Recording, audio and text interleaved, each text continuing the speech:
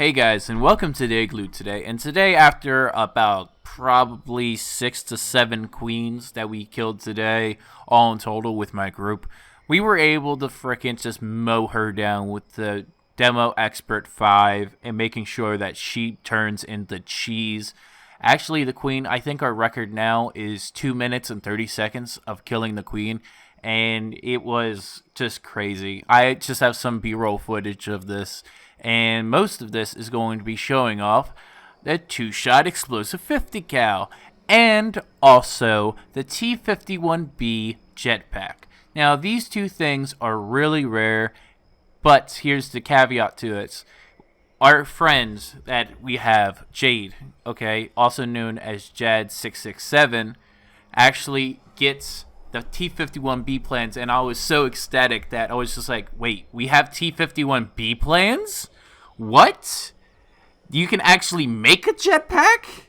Instead of just the XO1, like, mod? I'm like, yeah, he was like, yeah, you can make that, and then you can make, like, the T45 jetpack, and I think there's a T60 jetpack. I don't know if there's an ultrasight jetpack, but this is equally really rare.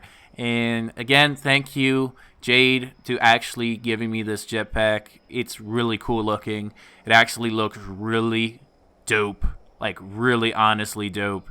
And I just like to have the T51b. The T51b has the highest defense stats compared to the XO1, where it has more radiation resistance. Again, it can be your personal take, honestly, at that point, because you're comparing apples to apples, and you're seeing the difference between, do I like this jetpack with the T51b, or do I like it with the XO1? Most of the time, I was rocking with the actual XO1 jetpack because I had no idea that one of our friends in our group had a actual T51b jetpack, so I don't have to be a mismatch and have like an XO1 chest piece and T51b arms, legs, and a headpiece. I'm like, what is going on here?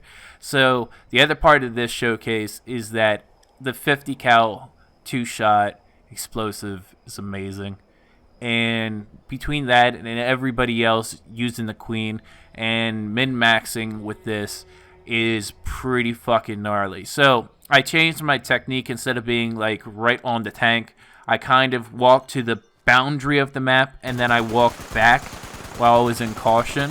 So I was able to confidently put down a hell of a lot of rounds, and most of the time I was in caution. So if you have the perk for sneaking to be 2.5% damage on top of it, especially not my exact build because I have Adrenaline 5, I use Adrenaline 5 more because I think I can actually get more of a multiplier with this with a ×2. But again, it could vary based on what you're trying to do. And again, I'm not a pure build. I am a really just well-balanced build between some perception so that I can use my handmade, or I can actually use the two-shot explosive 50 cal. And it's just fun, okay, honestly, the two-shot explosive. I mean, there's a couple times where I've caught myself, like, in the face, and I shot myself in the face because of the explosive effect. I'm just like, wait, this is the 50 cal, and it's explosive. Goddamn.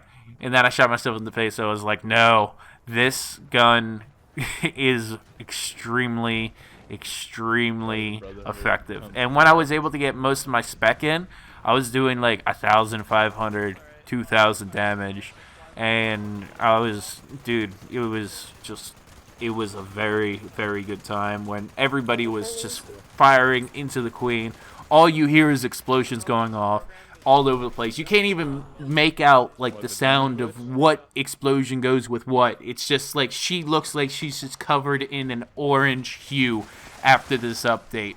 It is so crazy on how much explosive damage that she was taking all the time. It was actually really cool to look that she would just light up. She was crippled. She could not move. She was done. And then whenever, like, I had a problem because I had marsupial, so I just jumped. Like, as soon as I start hearing that there was some, like, NPCs that were around me, I just jumped. Looked down, exploded everything with like maybe 10 to 15 shots, and then went right back to shooting her. Now you can see the difference between this and Prime.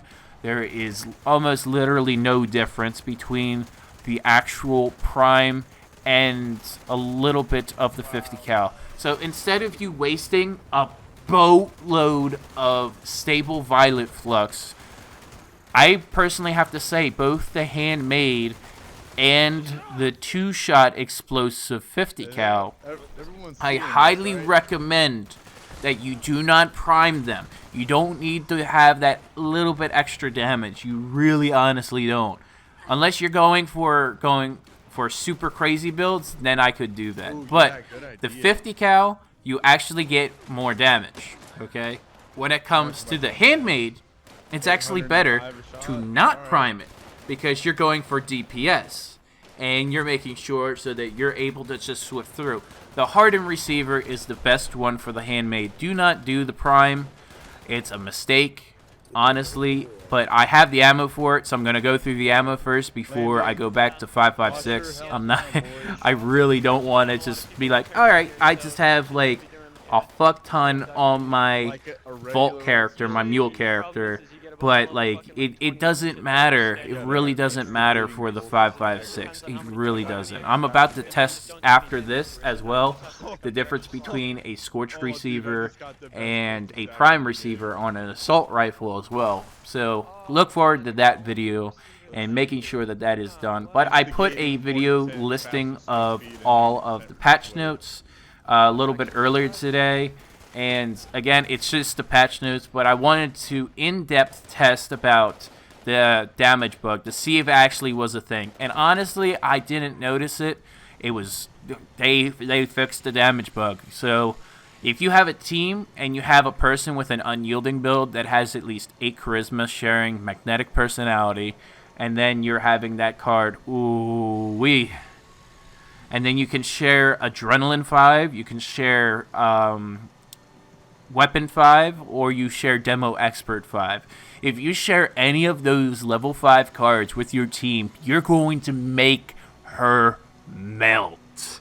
And I'm very fortunate that I have this build that when I'm in a full squad of 4, that I can actually share a level 5 card to actually help my team in every single way possible. It is so beautiful when you can actually have Adrenaline 5 and you're helping your teammates and they're doing another 60 plus damage to everything around them, and some have explosive weapons and some have 2-shot weapons, and then you have just random other people being like, what the hell is going on with all these explosions? Like, why are we having all these explosions? And then there's no etiquette, so like some people might just randomly walk in front of you, and you got to be very careful now of like when you're going full auto with a 2-shot explosive, when you're doing a queen or something else like that, that you're just gonna get hammered, and you're gonna be like, all right, yeah, what's up?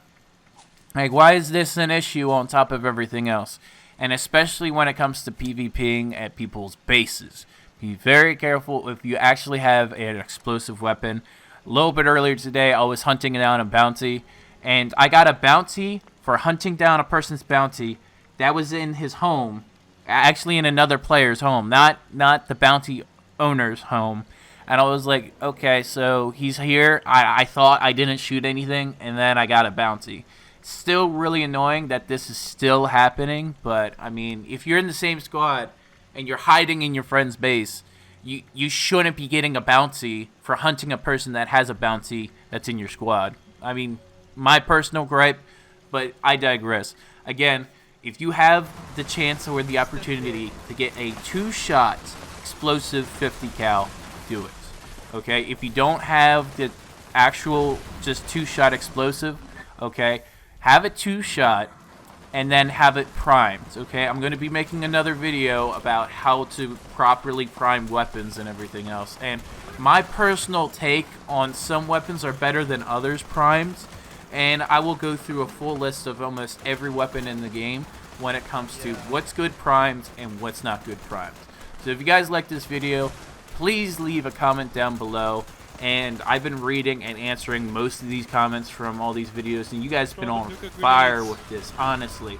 I've had 1K views for just talking about patch notes, which I appreciate because I'm just like, I really want this game to like succeed, and a lot of other Fallout fans that are within my team, as well as like a lot of you guys that are watching, want this game to actually not be a shit show.